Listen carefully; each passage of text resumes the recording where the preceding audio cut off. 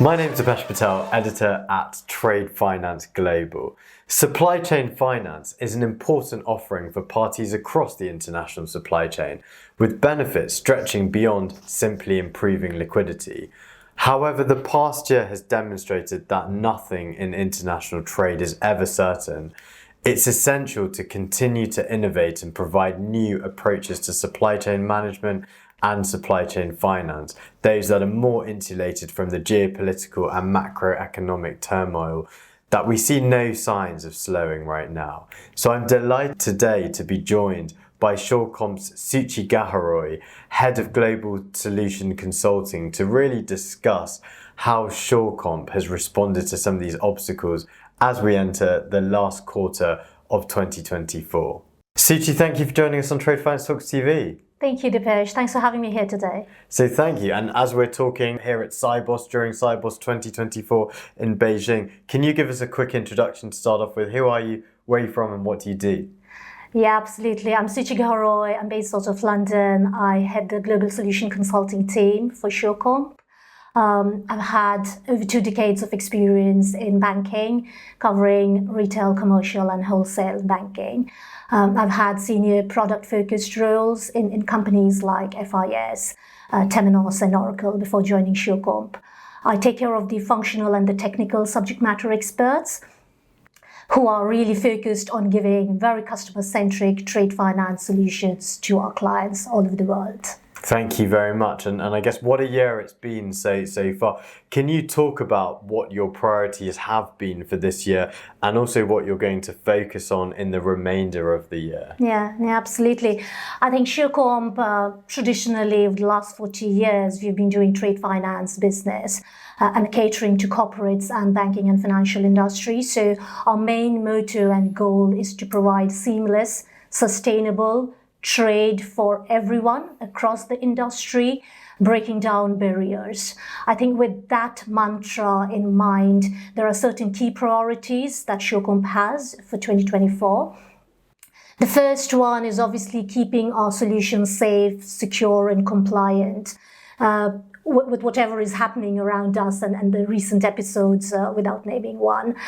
We've seen how difficult it is when the complexities of cyber threats and cybersecurity becomes challenging. So we want to keep ahead of all technological advancements. We want to ensure that our clients have a very peaceful night's sleep and leave that problem to us to manage and then actually evolve their own businesses in this ever-changing financial landscape. That's one. The second one, which is very crucial for us, is operational efficiency, operational resilience. We are striving every day, innovating every day, bringing in more of operational efficiency in our solutions.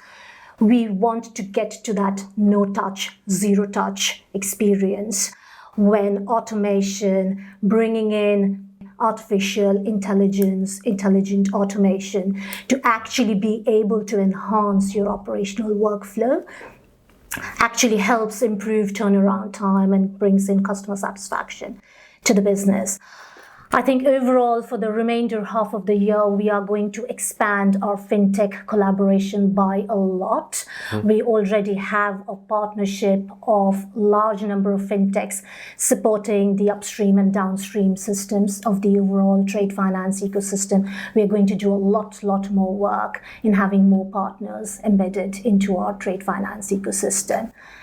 And I think finally, we are expanding our product portfolio. 20 to 30% of Surecomp's revenue annually get invested in some of our flagship solutions like Revo. Thank you very much. So safety and security, operational efficiency, fintech collaboration, partnerships, and also focus on developing some of the core products. I guess let's talk about the products that the trade finance industry and supply chain finance industry use, so the corporates and the bank.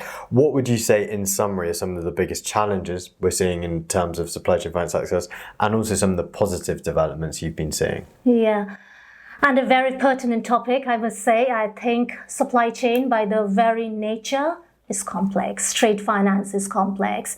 There are just so many disparate parties to the whole ecosystem, disparate geographies, differing regulations. It just makes the system so much more complex because of that.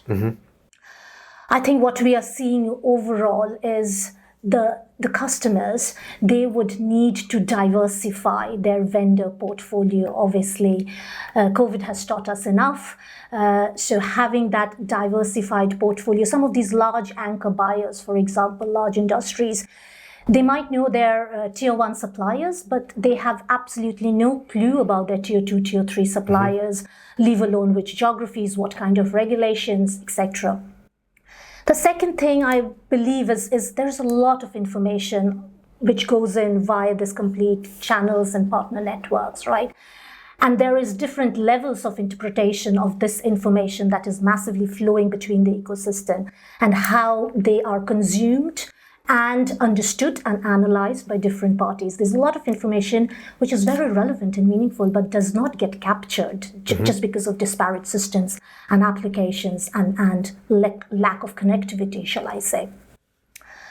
I think these two are very crucial. The one that also springs to the mind is the complex onboarding process, right? Yep. So suppliers, big, small, medium, they all need to go in through that very rigorous enhanced due diligence, KYC, AML process. So the cost for the bank or the financial industry is exactly the same, irrespective of the scale and the size. So I think there is a lot to be done around having a standardized framework around that process and system. So I think some of the positives that we are seeing are quite a lot. So one is the massive accelerated digitization of platforms. There is a huge uptake within banks, financial industry, corporates to actually embark on digital, user-friendly supply chain finance platforms. And vendors like ourselves are actually very keen to collaborate with the industry to see how we can help them scale up their business, right? There is a growing intent of bridging the SME gap, right? So we want to reach out to the banks and the corporates. We want to help banks to be able to fund the small, medium enterprises in a way that is meaningful. I think having the risk and compliance as one of the pivotal stones to be able to plug in applications within the platforms that will enable the banks and financial industry to get a very seamless risk assessment, credit assessment, be able to actually leverage on the creditworthiness of the large buyer that will actually enable the SMEs to piggyback and get access to easier finance, quicker finance. That is key. And I think the last thing which comes to my mind is this entire initiative towards sustainable financing.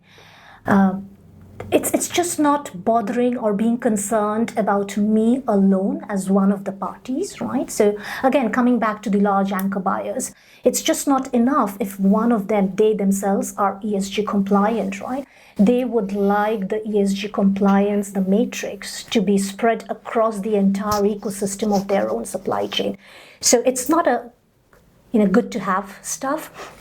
It's mandatory that they bake in ESG performance into and the matrix into their entire supply chain, which will then actually push in the banks and the financial industry to promote for more financing which are sustainable, which are following the green initiatives, etc. Thank you very much, Suchi. So I'm going to quick fire and go into some more details because you mentioned 4 of the challenges. So I'm going to kind of put you on the spot, if you don't mind, and ask you how Surecomp specifically adapting to some of those big challenges that we're seeing. So let's start. Number 1, KYC and onboarding. How's Surecomp addressing some of the challenges here? Yeah, interesting. That's one of the key focus of Surecomp. We are partnering with multiple organizations on this particular front.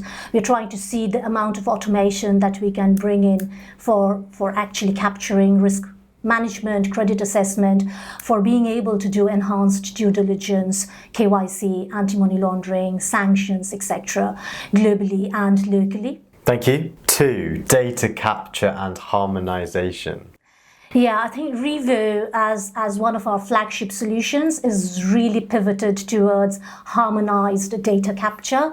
It kind of provides a complete, seamless, automated data capture, and that's one of our biggest take. We would like to reduce complete manual entry and automate the data capture right from the initiation of the transaction to the fulfillment of the transaction. Yep. This ultimately is leading to a huge amount of data transparency and a lot of advanced analytics at the back of it. Thank you. Number 3, how is Surecomp dealing with the overly complex regulatory and compliance changes that we're seeing? So as a trade finance, we provide trade finance as a service solution. So one of our pivotal mantras is to ensure compliance and to give you a certainty on compliance. So all kind of regulations that obviously the regulators are coming in every other day. This is baked into our solution when we provide TFAS as a solution to our clients. We do ensure all the SWIFT compliances, all the ISO compliances, the GDPR compliances, the SOC compliances are baked in and are a part of the solution overall. Thank you. And finally, last but not least, and one I'm most passionate about, which is addressing the trade finance gap, how do we go beyond tier 1 supply chain finance, so addressing some of the smaller suppliers, the suppliers? Yes, and again, very relevant. So Surecomp as a holistic solution, we do not only focus on the payable side, but also on the receivable side of the business. So we would cater for receivable financing, get into SME financing at the back of the large buyers or the anchor buyers' creditworthiness.